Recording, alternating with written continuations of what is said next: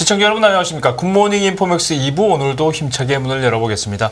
세상의 모든 경제 이슈를 알려드리는 경제 언박싱. 오늘은 조용찬 미중산업경제연구소 원장님 소장님 나와주셨습니다. 소장님 어서 오세요. 예, 안녕하십니까. 안녕하세요. 소장님 추석 잘 보내셨나요? 예, 잘 보냈습니다. 우리에게는 추석이 있듯이 중국에는 중추절이 그렇죠. 있잖아요. 근데 중추절이랑 국경절이 이제 연휴가 합쳐져서 지금 중국은 여전히 황금 연휴 중이다라고 하는데 뭐 이참에 이제 뭐 관광이 어떻게 좀 뭐랄까요, 좀 활성화가 되는 계기가 될 수도 있다 뭐 이런 관측도 있는데 실제로 좀 어땠습니까? 네, 중국 문화관광부의 자료를 보니까요.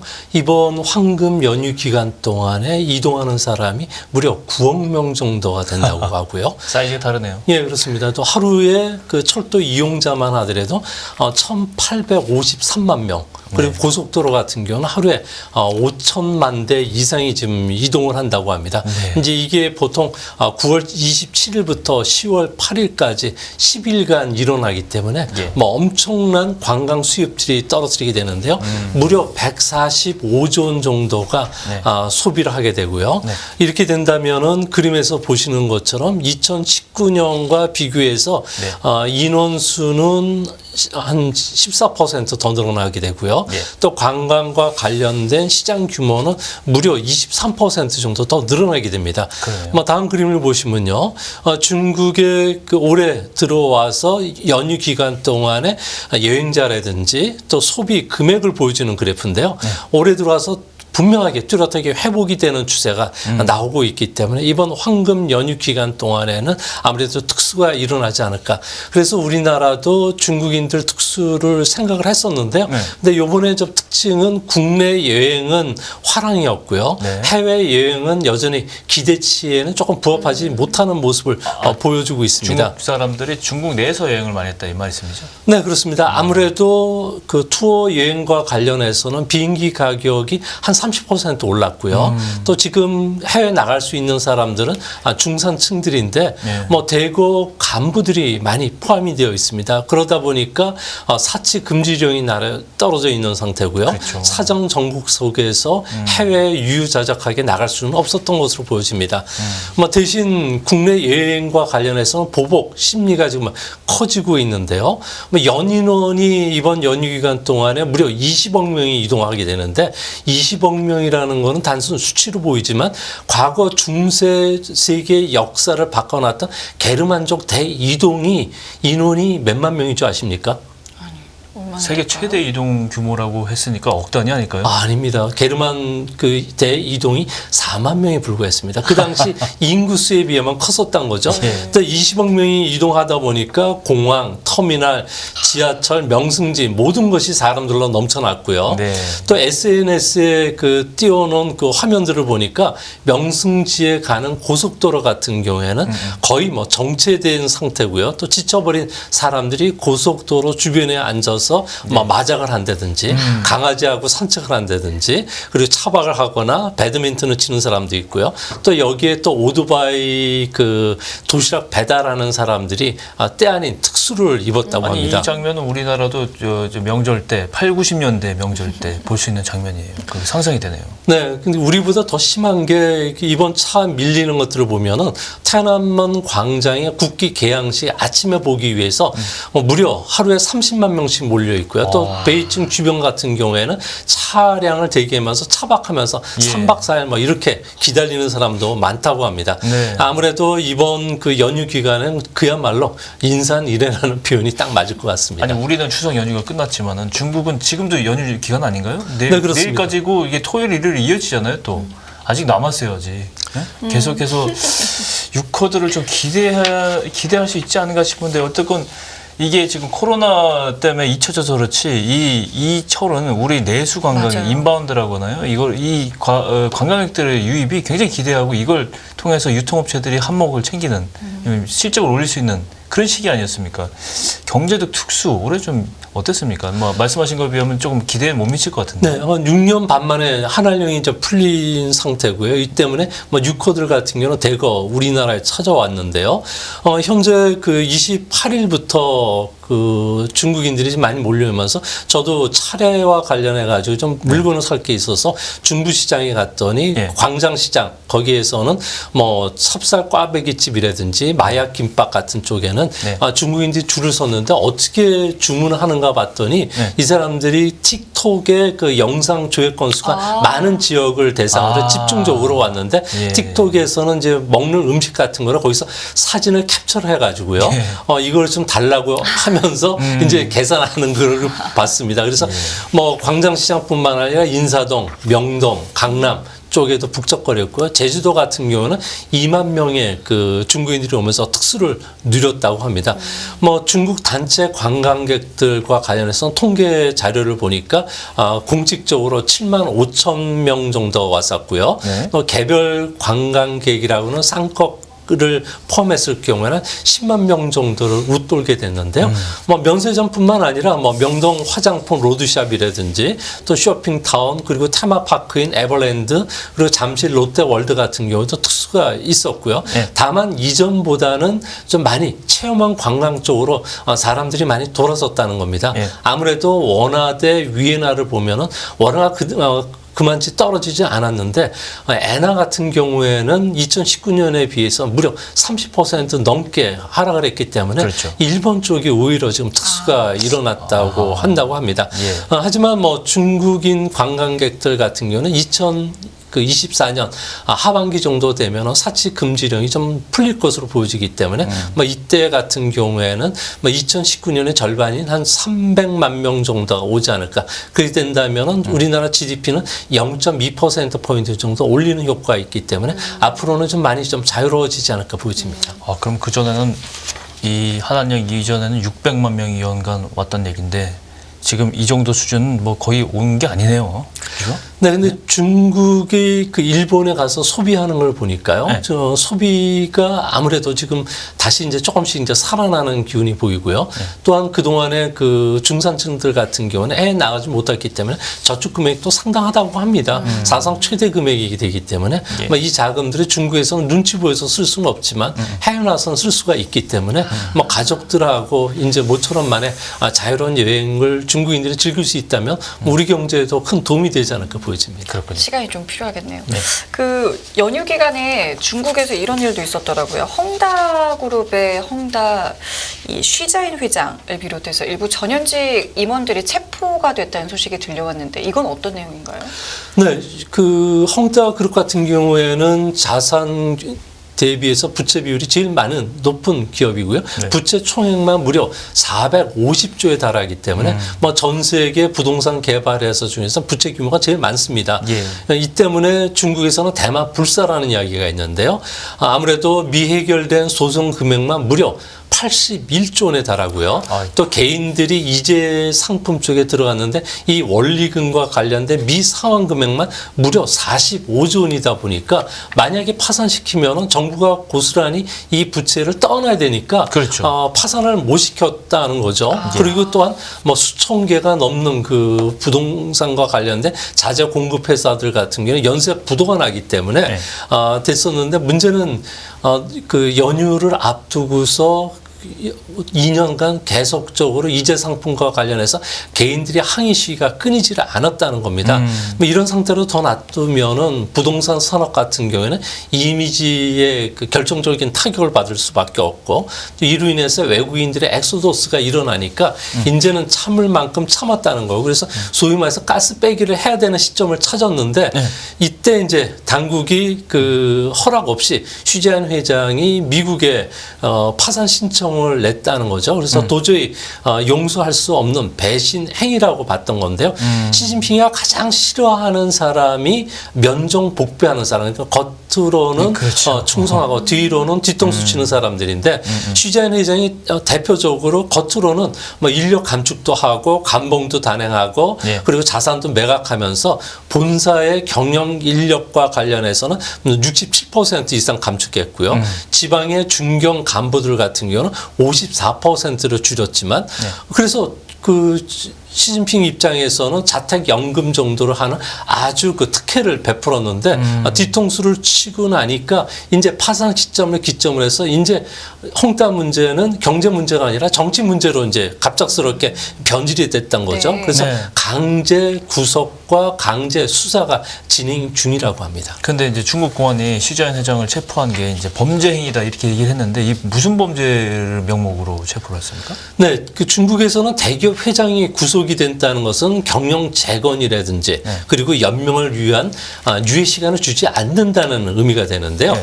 뭐 생명 유지 장치와 관련된 법적 장치를 떼겠다는 이야기죠.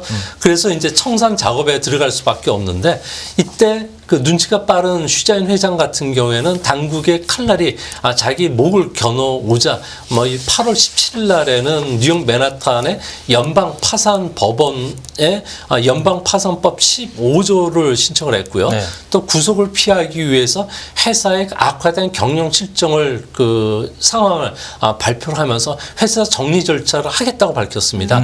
그러니까 기업 매각이라든지 은행 대출과 관련해서 내가 있어야지만 이를 갚을 수가 있기 때문에 나를 구속시키지 말라는 포석을 뒀는데 근데 문제는 월스트리트 저널에 따르면은 해외로 자산을 도피하려는 혐의를 가지고 지금 조사를 받고 있다고 하는데요. 헝다 그룹 같은 경우는 상당 부분 자산을 미국에 지금 옮겨 놓어 있는 상태입니다.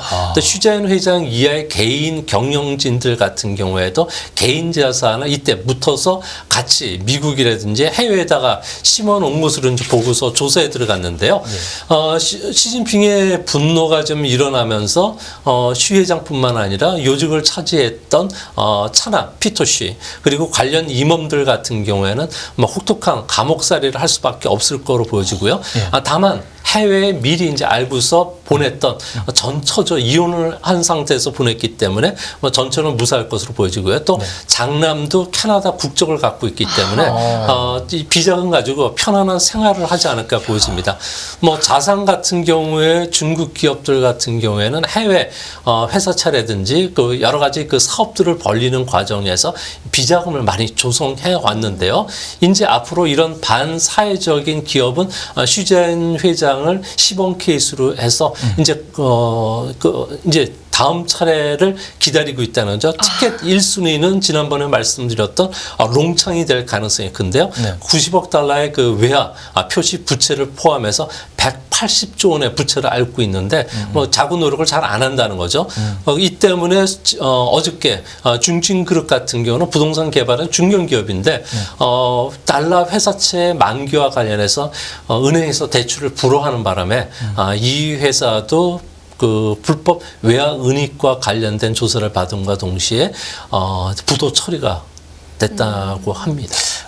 이게 참 시진핑 당국이 이 문제를 이 부동산 개발 회사의 부실 문제를 이런 식으로 해결하는 거예요. 이거 참. 근데 이게 정말 더 개인적으로 더 놀라운 거는 헝다그룹이 뭐 어디 지방에 있는 작은 회사도 아니고요. 그러니까요. 중국에서 손꼽히는 회사였는데 그냥 이렇게 해버릴 수가 있네요. 네, 그 헝다그룹 같은 경우에는 중국 전역 280개 도시에서 건설 프로젝트만 1,300개를 진행하고 있고요. 부동산과 관해서 자기가 이제 졌던 아파트들 같은 거는 관리를 하는데 중국에서는 그 아파트가 몇 채 있는 거를 발표는 안 하고 평방미터로 발표하는데 그 관리하는 총 면적이 3억 평방미터고요. 이를 중국에서는 평균 주택인 90평방미터로 따져보면 아파트로 따지면 무려 330만 채를 관리하는 회사입니다. 근데 이 회사가 갑자기 없어질 수도 있고요. 또한 이 회사가 커오는 과정을 보면은 300억 달러도 아니고 3천억 달러를 차입을 해서 뭐 금융보험, 자산관리, 뭐 전기차, 그리고 건강식품, 그리고 음식료, 유통, 테마파크, 또 축구팀이 광주 FC까지 거느릴 정도로 상당히 큰 민간 기업이었는데요. 이 때문에 포브스 잡지에 따르면 2021년 사세가 가장 컸을 때의 자산 규모가 57조 원. 그러니까 세계 그 부자 순위 122였고요. 아시아 1위였는데 예. 뭐 지금은 3조 원으로 쪼그라들면서 세계 110위 바깥으로 지금 1100위 바깥으로 지금 빠졌다고 합니다. 뭐 현재는 아무래도 그 유동성 위기가 중국 정부의 대출 총량 규제에 묶여가지고 지금 상당히 어려움을 겪고 있고요. 또한 그 부동산 가격이 폭락하면서 아무래도 대출 상환에도 상당히 어려움을 겪을 가능성이 크기 때문에 네. 앞으로 경영 불확실성이 커지면서 앞으로 그 상황은 파산 절차를 피해가기는 어렵지 않나 이렇게 보입니다. 헝다 회사 주가도 많이 떨어졌겠네요. 네, 헝다 같은 경우에는 그 화요일날 거래가 재개가 되면서 주가가 한 25% 정도 가까이 올랐는데 이는 단순히 그 재개에 따른 그 매수로 보여지지만 이제 앞으로 이와 관련해서 그 해외 채권자들이 만기를 불허할 가능성이 크다는 측면에서 이제 다시 이제 폭락할 가능성이 있지 않나 보여집니다. 어쨌건 쉬자인 회장이 이제 구속이 되고 체포가 되고 그러면 해당 기업에게 헝다에게는 정말 기업 자체는 이제 사형 선고가 내려진 거는 다름없다 이렇게 봐지는데 경영 재건 계획이 이제 수포로 돌아가면 회사 정리 절차를 밟게 되는 건가요? 어떻게 된 겁니까? 네, 아무래도 해외 채권자들이 이와 관련해서 합의를 해줘야 되는데 10월 중순에 채권자 조정 채무 조정 회의가 있습니다. 네. 근데 아무래도 그 일부 해외 채권자들을 중심해서 청산을 강하게 요구할 수밖에 없는데요. 이는 기본적으로 헝다 회장뿐만 아니라 경영진들이 전부 구속이 되어 있는 상태고 뭐 채권 거래뿐만 아니라 주식도 언제 다시 거래가 중단될지 모르기 때문에 이미 자격을 상실했다는 거죠. 뭐 신규 채권 발행을 통해서 뭐 시비 발행을 통해서 해야 되는데 그 자체가 안 되니까 원천 무효라는 거고요. 이 때문에 이제 앞으로 뭐 헝다 같은 경우에는 분명한 것은 더 이상 이전의 헝다는 존재하지 않을 것으로 보여지고요. 네. 공적 자금이 투입이 된다면은 다시 경영 정상화는 가능하겠지만 완전히 쪼그라든 형태의 회사, 그러니까 존재의 의미가 없는 회사가 될 가능성이 크지 않나. 근데 이렇게 보는 거는 시진핑 정권이 들어오면서 민간 기업들의 그 구조 조정한 것을 볼 수가 있는데요. 네. 대규모 부채를 갖고 있었던 하이랑 항공 같은 경우에는 216조 원의 부채를 갖고 있었는데 해외에서 CEO가 의문의 실족사를 당하면서 임원들도 구속이 되고 회사는 다른 회사로 지금 넘어간 상태고요. 또 한 가지는 안방보험이 있는데요. 안방보험 같은 경우는 중국에서는 2대 금수저 집안이 있습니다. 누구도 건드려서는 안 될 집안인데요. 하나는 마오쩌둥 가문이고요. 하나는 등소평의 가문이었는데 안방보험 같은 경우에는 우샤오후이라고 하는 사람이 CEO였는데 이 사람이 그 등소평의 외손녀인 덩주리하고 결혼하면서 이재 상품을 통해서 무려 270조 원을 땡겨서 해외에 투자를 많이 해왔고요. 네. 이를 통해서 우리나라 동양생명뿐만 아니라 뉴욕에 그렇죠. 있는 그 유명한 호텔 같은 경우도 이수만. 싹쓸이 할 정도로 예. 했었고. 근데 이 사람들도 다 구속이 되고 강제 이혼을 당할 수밖에 없었던 상황이죠. 그래서 앞으로 자본대 그 정권 싸움들 같은 경우에는 명목상으로는 승자는 시진핑이 되겠지만 기업들 같은 경우는 대부분 해외 자산을 빼돌렸다는 점에서 속으로 웃는 사람은 슈자인 회장 그리고 패자는 아무것도 건질 수 없는 시진핑 정권이 되지 않을까 보여집니다. 그렇군요. 그러면 지금 말씀만 들어보면은 이게 지금 시작일 수도 있는 거잖아요. 그럼 부동산 관련 그룹들이 연쇄적으로 같은 일을 뭐 겪을 수 있다 이렇게도 봐도 될까요? 네, 지금 현재 부동산 가격들의 하락이 지금 장난이 아닙니다. 항저우에 있는 알리바바 본사 주변 같은 경우는 워낙 많은 그 IT 기업들이 입주하다 보니까 건물 가격이 떨어지지는 지난 10년 않았는데 지금은 가격이 30% 폭락을 하고 있고요.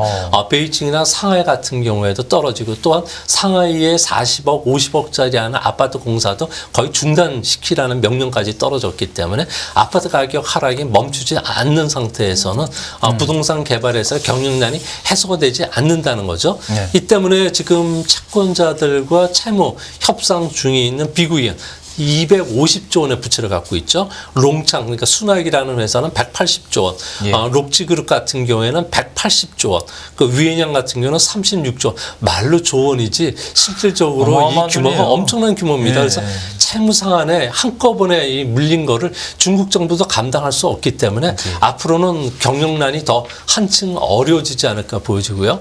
또 이를 위해서 공적 자금을 투입한다는 거는 중국 정부 입장에서는 거부 반응을 일으킬 수밖에 없기 때문에 그렇죠. 은행의 부실 채권이 고스란히 쌓일 수밖에 없습니다. 이 때문에 그 JP 모건의 그 캐서널 레인 애널리스트 같은 경우에는 9월 27일자 홍다 사태가 터지면서 보고서를 냈는데요. 네. 은행의 부실 채권이 이런 상태라면 올해 상반기 기준으로 해서는 4.5%였지만 연말에 들어가면 7.5%까지 높아질 수 있다는 거고요. 또 문제는 다른 민간 부동산 개발회사가 무너진다든지 그리고 국영 부동산 개발회사까지도 어려워진다면은 부실 채권 비율이 최고 13%까지 더 높아지고요. 은행의 순이익 같은 경우에는 10%포인트가 더 악화될 수밖에 없다. 여기서 살아남으려면은 중국 정부가 이제 통 크게 큰 폭의 금리 인하를 단행해야 된다는 거고요. 또 한 가지는 기업에 대해서 공적 자금을 무제한 풀어준다든지 그리고 1999년도에 4대 국유 자산관리공사를 통해서 은행의 부실 채권을 정리해본 경험이 있기 때문에 예. 앞으로 대규모 ABS 기업 자산 증권화 상품이라든지 CL을 해서 대출 그 채권 증권화 상품을 신규 발행뿐만 아니라 유통시장을 열어줘서 이 부분을 해야 되는데 이거와 관련해서 그 대규모 자금을 조달하거나 상품을 발행할 수 있는 거는 외국 그 IB들이기 때문에 외국 IB들한테 이 좋은 일을 시킬 수 없다는 측면에서 중국이 지금 앞으로 부실채권 처리 문제는 향후에 최대 초점이 되지만 이렇게 쉽게 해결되지는 않을 것으로 보여집니다. 문제는 홍다만 그런 게 아니고 말씀하신 대로 좀 비구 위안도 그렇고 롱창도 그렇고 위엔양도 그렇고 다 뭐 엄청난 숫자의 부채 잠재 폭탄을 안고 있는 셈인데 이게 전체 중국 경제에는 당연히 미치는 영향이 우려가 되는 거잖아요. 어느 정도 좀 예상을 하고 계세요? 지금 민간 상위 50대 기업 중에서 35개 기업이 사실상 유동성 위기에 지금 빠져 있는데요. 뭐 중국 같은 경우는 2015년부터 제조업을 중심으로 해서 과잉 생산 시설을 지금 빨리 감축시키는 작업에 들어갔고요. 예. 부채 삭감뿐만 아니라 투자에 의한 성장 방식을 전환시키기 위해서 상당히 노력해온 과정에 부동산 시장과 관련해서도 신용 불안 문제를 미리 해결하겠다는 거죠. 그러니까 일본식 잃어버린 30년이 찾아오지 않기 위해서는 회색 코뿔소 출현을 미리 사전에 방지하기 위해서 돈줄을 재기 시작을 했는데요. 이게 이제 소위 말해서 2000년 8월부터 도입됐던 세계 레드라인이죠. 3도 홍선이라는 건데 여기에 보면은 아무래도 순자산 대비 그다음에 유동자산 대비 기준을 70% 100% 아주 까다롭게 했다는 겁니다. 네. 여기에 하나라도 걸리면 대출이 안 되는데 네. 이 부분을 어느 정도 좀 유동성이 있긴 하겠지만 시진핑 국가 주석의 집권 철학의 공동부여 그리고 주택은 사는 것이지 투기하는 것이 아니라는 철학은 계속 유지할 것으로 보여진다는 점에서 앞으로 상당 부분 많은 부동산 개발에서 그리고 여기에 관련된 하청 기업들 같은 경우는 상당히 어려움에 처할 가능성이 크지 않나. 그래서 내년도와 관련해서 올해는 억지로라도 통계 조작을 통해서 5% 성장 목표를 달성하겠지만 내년도에는 실질적으로 4% 성장도 어렵지 않나. 그렇게 되면 실업 문제들로 인해서 중국이 상당한 어려움을 겪을 가능성이 높아 보입니다. 그렇죠. 그 연휴 기간에 저는 이 기사를 보고 좀 놀랐었는데 우리나라에 중국인 한 20여 명이 배를 타고 미립국하다가 이제 잡혔잖아요. 이 내용은 좀 어떻게 보셨어요? 네, 중국 같은 경우는 취업자 수가 7억 7,500만 이 숫자도 어마어마하고요. 또 네. 제조업은 2억 5천만 명 되고요. 그리고 건설과 부동산 서비스업 같은 경우는 3억 7천만 명 정도가 된다고 합니다. 뭐 최근에 중국 경제와 관해서 늘 말씀드렸듯이 외국 기업이 철수하면서 공장이 가동이 안 되는 공장 문을 닫고 있고요. 네. 또 수출 감소뿐만 아니라 부동산 개발 회사들의 유동성 위기로 인해서 취업자들의 20에서 30%는 실업자가 됐습니다. 특히 건설과 그리고 부동산과 관련된 종사자가 7,500만 명 정도가 되는데 이 사람들 같은 경우는 일용직이고 그리고 기술이 없다 보니까 중국에서는 일자리를 찾을 수 없다는 거죠. 그렇죠. 부동산을 개발해서 저 모양인데. 근데 문제는 지방 정부들 같은 경우에는 16세에서 24세 청년 실업률이 지금 치솟으면서 공식적으로는 21%라고 하지만 실질적인 실업률은 46%가 넘어가는 상황인데요. 예. 이 때문에 칭화대 그리고 베이징대는 세계 명문대학인데 그렇죠. 여기에서 졸업자들도 일자리를 찾지를 못해서 초스피드 그 음식이라든지 택배 서비스라는 메이투앤에 가서 택배를 하고 있고요. 예. 또 배차 앱 운전수인 그 디디 출신 같은 데 가서 매일같이 일을 7시간 내지 8시간 일을 하면서 뭐 3만 원, 4만 원 정도 벌고 있고요. 또한 불법 주차라든지 노동성 단속 보존으로 일을 하고 있다는 거죠. 이 때문에 일용직이라든지 일자리를 뺏긴 중년층들 같은 경우에는 중국에서 일자리를 찾을 수밖에 없기 때문에 우리나라로 좀 밀항할 수밖에 없는 상황인데 취업을 위해서. 예. 근데 더 큰 문제는 내년도에 중국이 대학과 대학원 졸업자들이 무려 1,158만 명 정도가 쏟아진다고 합니다. 잠재 실업자들이 더 늘어나네요. 또. 그러니까 이들 중에 50에서 60% 실업자인데 그러면 중장년층들에 대한 일자리를 보장할 수 없다는 겁니다. 그렇죠. 뭐 이렇게 된다면은 앞으로도 한국의 많은 중국 그 노동자들이 미입국하는 사태들이 있고요. 또 한국에서 공부해서 중국에 들어가야 되는 중국인들조차도 대학 졸업자들조차도 한국에서 또 불법 일자리를 찾고 그리고 중국에 일자리가 없다 보니까 그 여권 만료 기간이 지나더라도 불법자가 계속 되면서 우리나라의 그 주요 그 중국인들이 있는 지역 같은 경우에는 슬럼화되고 저 범죄화되지 않을까 그게 우려가 됩니다. 아, 그러네요. 어쨌건 중국이 지금 뭐 내후외환이라고 해도 과언이 아닐 정도로 지금 밖에서는 미국과 싸우고 있고 지금 내부적으로도 이렇게 어려움을 겪고 있고 그러다 보니까 성장률은 중국에서는 지금 5%를 어떻게든지 고수하려고 그러는데 세계은행 같은 경우는 내년 경제 성장률 중국 전망치의 4.8%였는데 이거 4.4%로 낮췄잖아요 또. 그죠?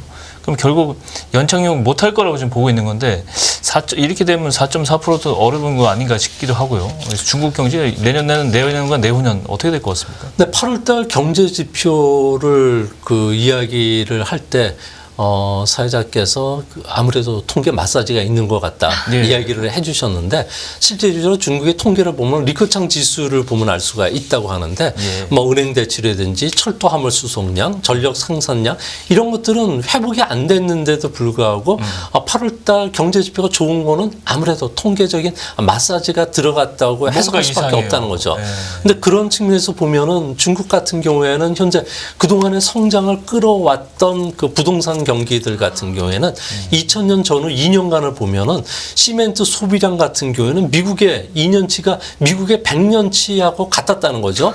또 지난 10년간 철강과 관련된 생산 소비량을 보면은 예. 10년간이 미국의 100년간과도 갔었다는 겁니다. 이게 이제 딱 멈추고 공장이 이제 끝났기 때문에 예. 내년도에는 그 세계 경제 예측 기관들 같은 경우는 이제 본격적으로 중국 경제 성장률 전망을 하는데 4% 중반. 그러니까 이렇게 중반을 하더라도 내년도 들어가면은 성장률을 더 하향 조정시킨다는 거죠. 그래서 4% 초반이나 3% 후반까지 떨어질 가능성이 큰데 문제는 중국이 현재 생산 시설이 8%, 10%에 맞춰져 있다는 겁니다. 예. 그렇게 된다면은 중국이 더 이상 성장을 못 한다면은 앞으로 금융위기나 이런 것들이 벌어질 가능성이 크고요. 예. 이게 이제 악순환의 될 가능성이 크다는 측면에서 중국 같은 경우에는 올해는 어떻게든지 간에 5% 전후 성장을 맞추겠지만 내년에는 4% 성장이 상당히 어렵지 않나. 뭐 이렇게 된다면 중국이 가장 우려하는 부분들은 사회적인 불안 문제를 이제 돈이나 성장으로 해결할 수가 없으니까 사정 정국으로 이제 갑작스럽게 전개된다는 거죠. 이제 앞으로 중국 공무원 사회뿐만 아니라 민간 기업들 갑자기 부자가 됐던 사람들에 대해서 이제 사정 활동이 시작이 될 가능성이 크다는 측면에서 중국도 이제 화라산 위에 앉아 있는 그런 국면으로 전개될 가능성이 크지 않나. 그래서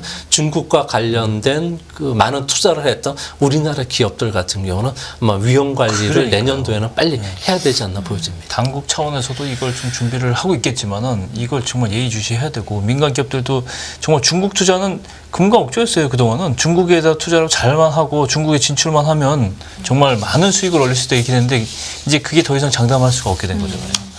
대책을 좀 세워야 될 것 같습니다. 알겠습니다. 이번 주 조용찬 소장님과의 이야기는 여기까지 함께하겠습니다. 고맙습니다. 수고하셨습니다. 예, 깊이가 다른 경제 뉴스 연합뉴스 경제TV 경제 언박싱 오늘 여기서 마무리하겠습니다. 네, 시청해주신 여러분 감사드리고요. 저희는 내일 이 시간에 다시 찾아뵙겠습니다. 지금까지 김경훈 성유미였습니다. 고맙습니다. 고맙습니다. 끝없는 위기 속 기회는 언제나 숨어 있습니다. 성공한 투자 고수들과 나눈 투자의 철학. 다가올 기회를 잡아내는 부의 만찬으로 여러분을 초대합니다.